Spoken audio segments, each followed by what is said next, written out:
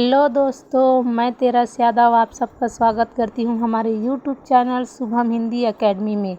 तो दोस्तों, इस चैनल के माध्यम से हम यूजीसी नेट सेट की तैयारी कर रहे हैं। तो यदि आप चैनल पर नए हैं तो चैनल को सब्सक्राइब कीजिए, साथ ही बेल आइकन को प्रेस कीजिए ताकि हमारी हर आने वाली वीडियो का नोटिफिकेशन सबसे पहले आपको प्राप्त हो सके। तो फ्रेंड्स, आज हम लोग बात करने वाले हैं यूजीसी नेट के सिलेबस में लगे इकाई 8 के बारे में, जिसके अंतर्गत हम लोग आज देखेंगे एक और द्रोणाचार्य नाटक को, तो जिसका प्रकाशन वर्ष है 1977 ईस्वी, कहीं कहीं इसको 1971 ईस्वी भी बताते हैं। तो एक और द्रोणाचार्य नाटक के रचनाकार हैं शंकर शेष जी, जिनका जन्म है 2 अक्टूबर 1933 ईस्वी और जिनका मृत्यु समय है 28 नवंबर 1981 ईस्वी। तो आइए हम लोग शंकर शेष जी के बारे में कुछ जानते हैं। तो हम लोग देखते हैं शंकर शेष जी के जीवनी को। डॉक्टर शंकर शेष हिंदी के प्रसिद्ध नाटककार तथा सिनेमा के कथा लेखक थे। डॉक्टर शंकर शेष जी का जन्म 2 अक्टूबर 1933 ईस्वी को मध्य प्रदेश के बिलासपुर में हुआ था। उनके पिता का नाम नागोराव विनायक राव शेष तथा माता का नाम सावित्रीबाई था। उनकी उच्च शिक्षा दीक्षा नागपुर और मुंबई में हुई थी। शंकर शेष जी बहुमुखी प्रतिभा के धनी थे। उन्होंने शुरू में कविताएं भी लिखी। वे नाटककार होने के साथ साथ कथाकार भी थे, परंतु सर्वाधिक प्रसिद्धि उन्हें नाटकों के क्षेत्र में मिली। उन्होंने फिल्मों के लिए भी कहानियां लिखी हैं। तो शंकर शेष जी कहानीकार भी थे, जो फिल्म में भी कहानियां लिखते थे। तो इनकी कृतियां देखते हैं हम लोग। तो इनका पहला कृति है नाटक। मूर्तिकार 1955 ईस्वी है।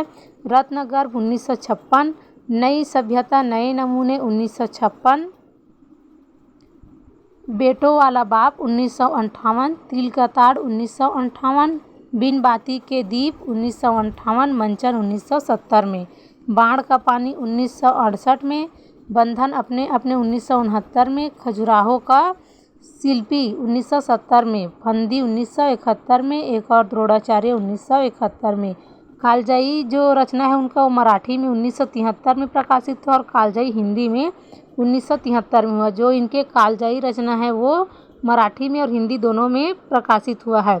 घरौंदा 1974 में, अरे मायावी सरोवर 1974 में, रक्तबीज 1976 में, राक्षस 1977 में, पोस्टर 1977 में, चेहरे 1978 में, त्रिकोण का चौथा कोण 1989 में, कोमल गंगाधर 1989 में, आधी रात के बाद 1981 में। तो इनकी और रचनाओं को हम लोग आगे देखेंगे। एकांकी है इनका विवाह मंडप 1957, हिंदी का भूत 1958, त्रिभुज का चौथा कोण 1971, एक प्याली कॉफी 1989, अजायब घर 1981, पुलिया 1981, शोपकेस 1981, प्रतीक्षा अफसरनामा इसका प्रकाशन वर्ष नहीं लिखा है यहाँ पास। बाल नाटक है दर्द का इलाज 1973 ईस्वी, मिठाई की चोरी 1973 ईस्वी। अनुदित नाटक दूर के दीप 1959 ईस्वी, एक और गांव 1972 ईस्वी, चल मेरे कद्दू ठुमक ठुमक 1973 ईस्वी, पंचतंत्र और गर्भो 1981 ईस्वी।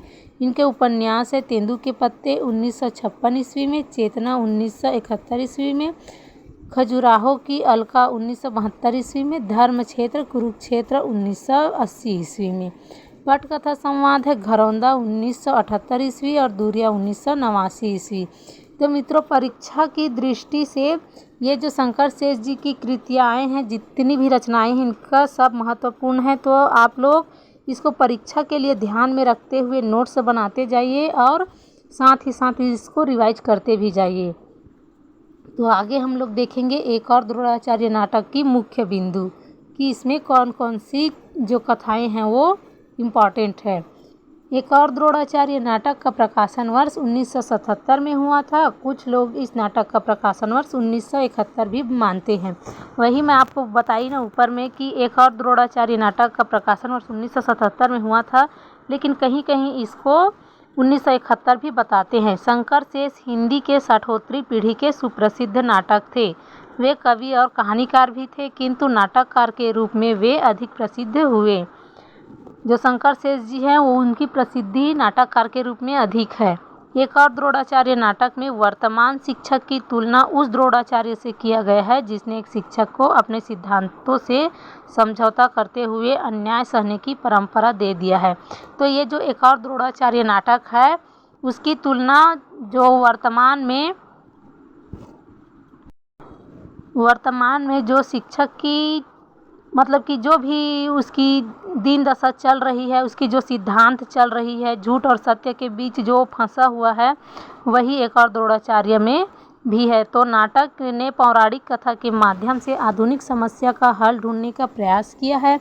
इस नाटक में नाटककार ने वर्तमान शिक्षा व्यवस्था में व्याप्त भ्रष्टाचार, पक्षपात, राजनीतिक घुसपैठ तथा आर्थिक एवं सामाजिक दबावों के चलते निम्न मध्यवर्गीय व्यक्ति के असहाय बेबस चरित्र को उद्घाटित किया है। महाभारतकालीन प्रसिद्ध पात्र द्रोणाचार्य के जीवन प्रसंगों को आधार बनाकर वर्तमान विसंगति को दिखाया गया है। नाटक को 2 भागों में विभाजित किया गया है, पहला पूर्वार्ध और दूसरा उत्तरार्ध। पूर्वार्ध में 4 दृश्य है, उत्तरार्ध में 7 दृश्य है। नाटक का पात्र परिचय देखेंगे। इस नाटक में 2 तरह की कहानियाँ चलती हैं, दोनों कहानियों के पात्र अलग अलग है। एक कहानी महाभारत के द्रोणाचार्य की है और दूसरी कहानी आज के समय के प्रोफेसर अजय की है। पौराणिक पात्र जो है वो है द्रोणाचार्य, एकलव्य, कृपि, द्रोणाचार्य की पत्नी है कृपि, अश्वत्थामा, द्रोणाचार्य का पुत्र, भीष्म, अर्जुन, युधिष्ठिर, सैनिक। आधुनिक पात्र को देखेंगे यहाँ पर। तो आधुनिक पात्र में है, पहला है अरविंद, नाटक का प्रमुख पात्र है जो प्रोफेसर है। लीला अरविंद की पत्नी है। यदु अरविंद का साथी है, जूनियर प्रोफेसर है। प्रिंसिपल 60 वर्ष का है। चंदू अरविंद का छात्र 20 वर्ष का है। अरविंद के कॉलेज का प्रेसिडेंट। विमलेंदु मृत शिक्षक और अनुराधा छात्र जो 20 वर्ष की है। तो आगे हम लोग देखेंगे एक और द्रोणाचार्य नाटक की कथानक को। तो इस नाटक में महाभारतकालीन गुरु द्रोणाचार्य के जीवन के प्रसंगों की संवेदनशील झांकियाँ प्रस्तुत की गई है। द्रोणाचार्य के जीवन के प्रसंगों की संवेदनशील झांकियाँ प्रस्तुत की गई है।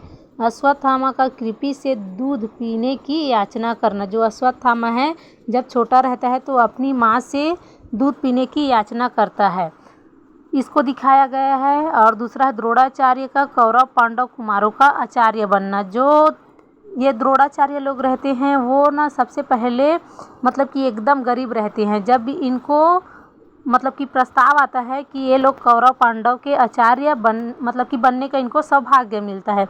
एकलव्य से गुरु दक्षिणा के रूप में अंगूठा मांगना, द्रौपदी का चीरहरण करना और युधिष्ठिर का नगरों व कुंजरों का अर्ध सत्य, इन सभी प्रसंगों के आधार पर प्रोफेसर अरविंद के जीवन की त्रासदी को अभिव्यक्त किया गया है।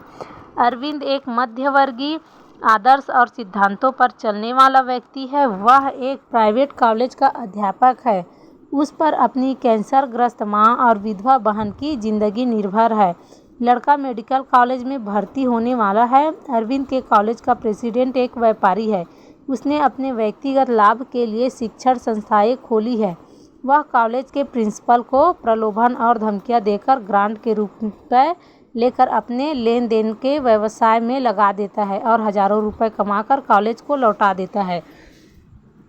प्रेसिडेंट का लड़का जो राजकुमार है वो उसी कॉलेज में पढ़ता है, जो कि परीक्षा में नकल करते हुए पकड़ा जाता है और जिसको अरविंद देख लेता है। इसकी रिपोर्ट वह यूनिवर्सिटी को भेजकर आदर्श शिक्षा की प्रणाली का पालन करता है। अरविंद की पत्नी लीला और उसके मित्र जो यदु है वो प्रत्याघातों से विचलित हो उसे कभी भी न्याय और सत्य के रास्ते पर चलने से रोक देते हैं। जो उसकी पत्नी है लीला और मित्र है यदु, वो हमेशा अरविंद को रोकते ही रहते हैं कि आप अगर उनकी बातों को नहीं मानोगे, उनके खिलाफ जाओगे तो वो लोग कुछ भी कर सकते हैं। तो उनका हौसला तोड़ते हुए यदु कहता है, राजकुमार का विरोध करोगे तो हत्या है और चंदू का विरोध करोगे तो सामाजिक हत्या है। हत्या से बच नहीं सकते तुम। राजकुमार और उसके साथी बड़े ही क्रूर हैं। अगर ये लोग विमलेंदु की हत्या कर सकते हैं तो तुम्हारी क्यों नहीं। न्यायप्रिय, सत्यवक्ता, सचरित्र व्यक्ति होने के बावजूद भी अरविंद कोई भी साहसी निर्णय नहीं कर पाता। और विरोध की तकलीफदेह भाषा की जगह समझौते की सुविधाप्रद भाषा बोलने लगता है और सत्ता के कभी भी नहीं छूटने वाले चक्रव्यूह में फंस जाता है। प्रेसिडेंट अपने वादे के अनुसार अरविंद को प्रिंसिपल बना देता है। एक दिन राजकुमार कॉलेज की छात्र अनुराधा को अकेले पाकर उसका लाभ उठाकर उसे बलात्कार करने की कोशिश करता है। संयोग से उस समय अरविंद पहुंच जाता है। जो प्रेसिडेंट का लड़का है राजकुमार, वो अनुराधा नाम की जो छात्रा है उसके साथ बलात्कार करने का कोशिश करता है और उसी वक्त जो कॉलेज का प्रोफेसर है अरविंद, वो उसी समय पहुंच जाता है और अनुराधा को बचा लेता है।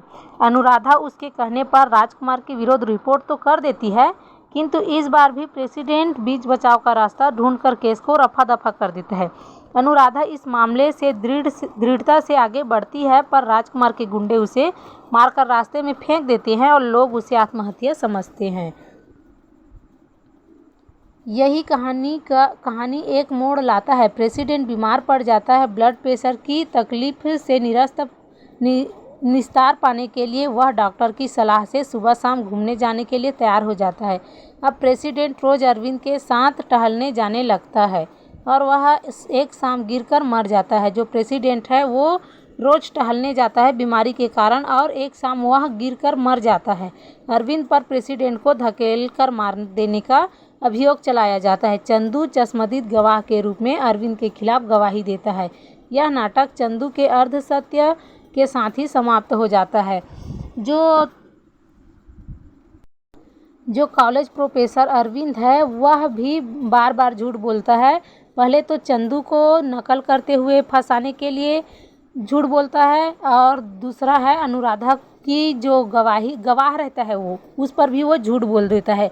इसीलिए चंदू भी वहाँ सत्य न बोलकर झूठ ही बोल देता है। यहीं पर जो एक नाटक है वो समाप्त हो जाता है।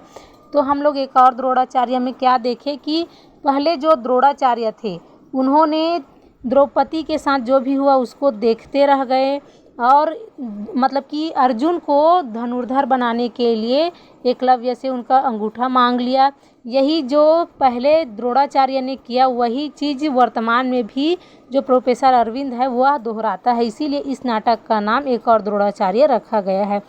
तो मित्रों, आप लोगों से अनुरोध है कि आप लोग ना जो ये सिलेबस है उसका नोट्स बना लीजिए और जो मैं टॉपिक पढ़ा रही हूँ उसका भी नोट्स बना लीजिए। साथ ही जो लेखक है उनका भी नोट्स बनाकर लिखिए उनकी रचनाओं को और परीक्षा के लिए आप लोग यहीं से तैयारी कीजिए। यदि आपको मेरी चैनल पसंद आती है तो आप इस चैनल को लाइक शेयर सब्सक्राइब कीजिए और साथ ही बेल आइकन को प्रेस करके रखिए ताकि मेरी हर आने वाली वीडियो का नोटिफिकेशन आप तक पहुंच सके। तो अगर ये चैनल के माध्यम से अगर मैं पढ़ा रही हूँ आप लोगों को और आप लोगों को थोड़ा सा भी लाभ हो रहा है तो उससे मेरा मनोबल जो है वो बढ़ता है दोस्तों। तो आप लोग प्लीज़ चैनल को सब्सक्राइब कीजिए, लाइक कीजिए, शेयर कीजिए और कमेंट्स भी कीजिए कि मेरे पढ़ाने का तरीका कैसा है। धन्यवाद।